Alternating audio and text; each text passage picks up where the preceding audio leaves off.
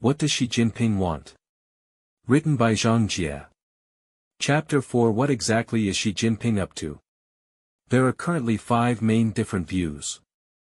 The first view, Xi Jinping wants to return to the Maoist era. This view is that Xi Jinping is a Red Guard trained by Mao Zedong and that he wants to return China to the era of the Cultural Revolution.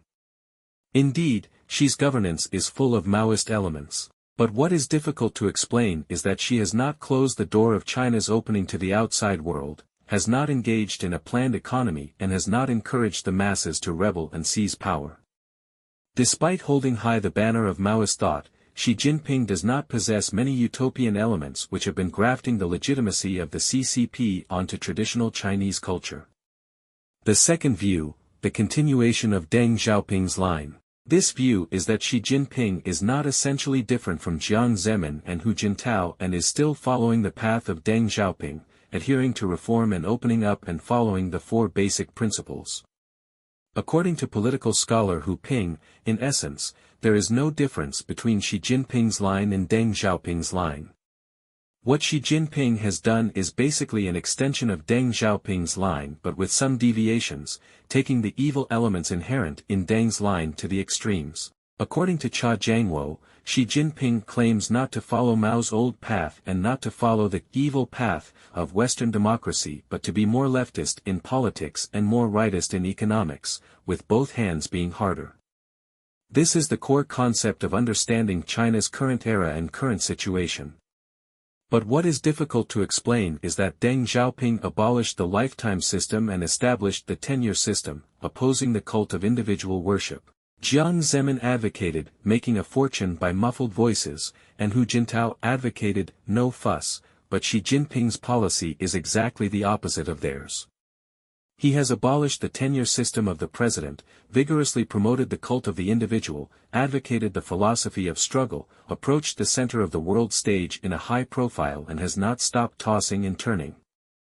The third view, the road to the Red Empire. According to Li Weidong, Xi Jinping is not going back to the Cultural Revolution but to build a Nazified Red Empire representing the interests of the CCP's powerful capitalist clique. Xi has a mature set of strategic thinking and is not blindly fooling around. He wants to avoid the lessons of the Soviet Union's demise by continuing to carry the banner of Marxism and insisting on market-oriented reforms under the premise of macro-controllable and state-owned subjects. Xi's Chinese dream is to achieve national wealth and strength while maintaining the one-party rule of the Communist Party in the long term. In order to realize his dream, it is necessary to remove all murmurs, regain the ideological position, vigorously promote anti-constitutional and anti-universal values and revive the main theme of Marxism-Leninism Mao Zedong thought. Xi Jinping does not want to return to the Cultural Revolution but emphasizes National Socialism. Xi's path is to build a Naziized Red Empire that represents the interests of the Communist Party's powerful capitalist group. The fourth view, Neo-Totalitarianism. The first person to put forward the view of neo-totalitarianism was Professor Su Ben of St. Mary's College of California. He has argued in his 2005 article, China's New Totalitarianism, and the Scene in its End Times, that China entered a post-totalitarian era between the end of the Cultural Revolution and the June 4 massacre in 1989, after which China entered a neo-totalitarian period. On the other hand, Kai Xia, a retired professor at the former Central Party School, argues that Xi Jinping implements a highly refined form of neo-totalitarianism. She points out that since Xi came to power, he has worked hard to use high technology to gain a super-powerful surveillance capability that surpasses that of Hitler and the former Soviet Union. Based on Brzezinski's overview, perhaps we can now define the CCP's rule in China as fear plus ideology plus digital technology control system, using information technology and artificial intelligence, equals redefined as a highly sophisticated new totalitarianism. Xi Jinping's regime is totalitarian because he also practices one doctrine, one leader, one party, and grand unification, Han Chinese unified state.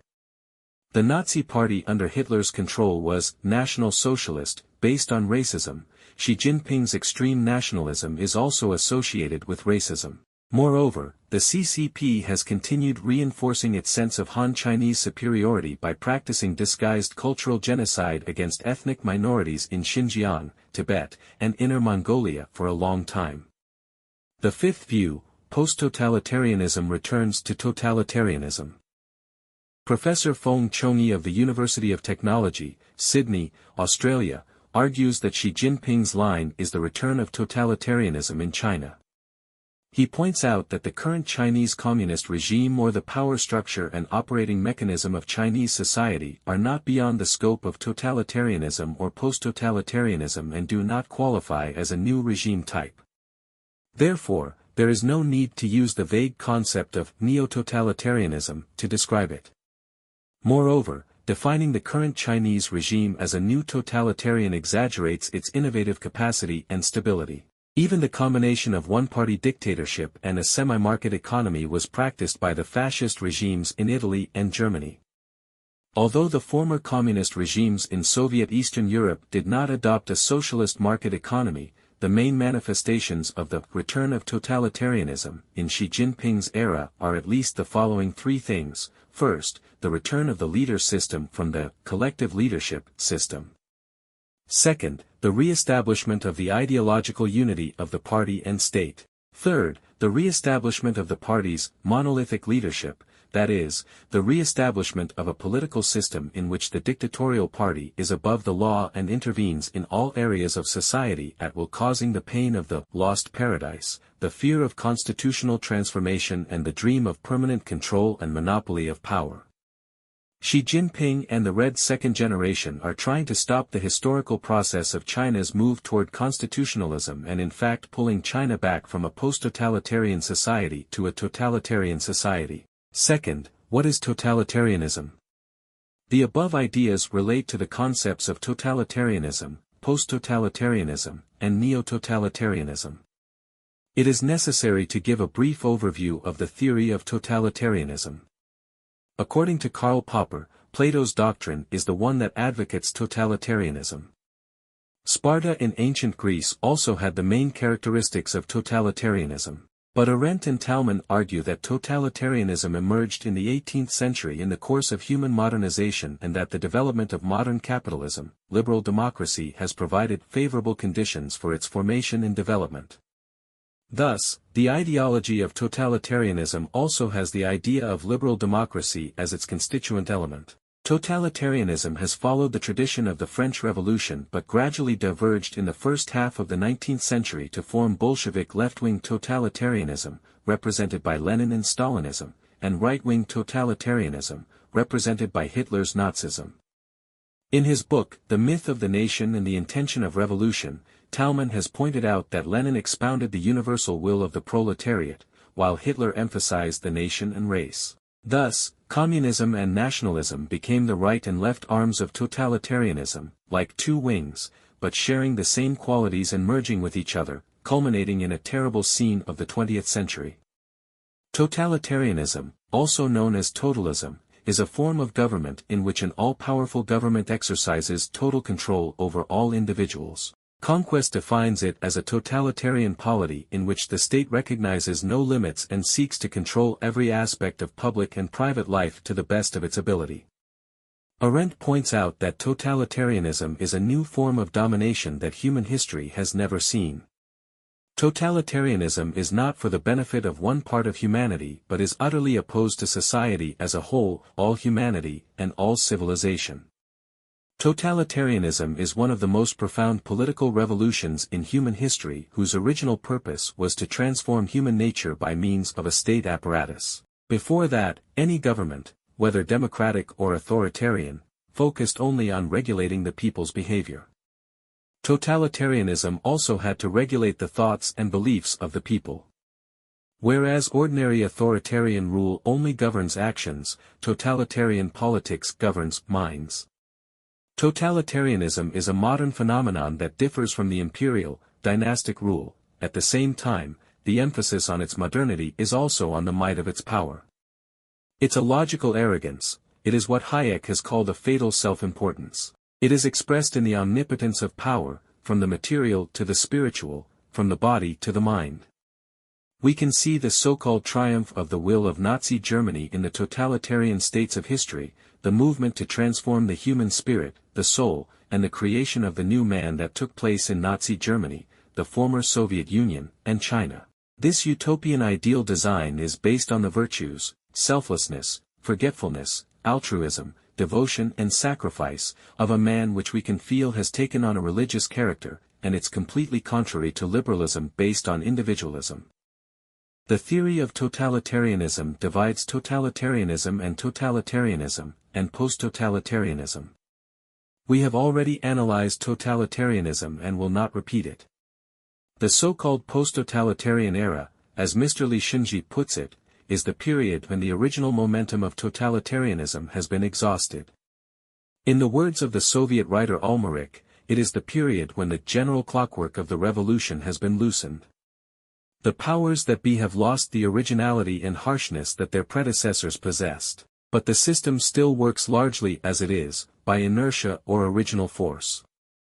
The powers have to speak a little more of the rule of law than they did in the past, and consumerism is becoming more prevalent and corruption is increasing.